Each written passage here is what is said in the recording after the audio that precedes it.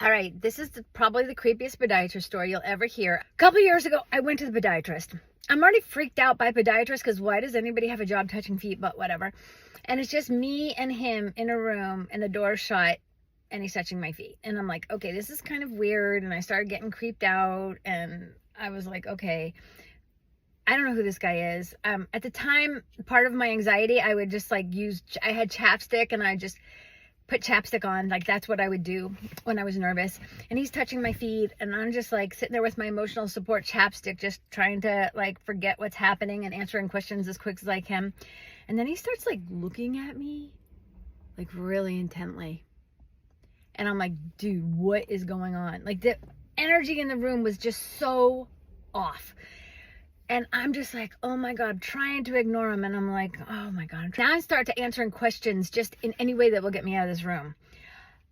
I'm freaking out inside. He's staring at me more and more intently. I mean, at this point, it's like undeniable. This guy is like just staring at me. Finally, the appointment is over. I get out of the room.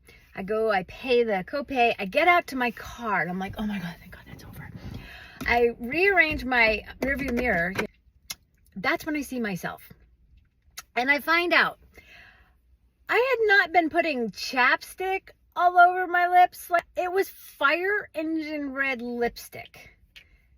And it's now like all over my mouth. So I had been sitting in that podiatry chair like this, taking fire engine red lipstick and just circling my mouth.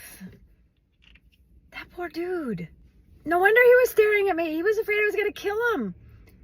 I just never went back to the podiatrist, and I need a podiatrist. So if you know of a good one in the Boston area, let me know.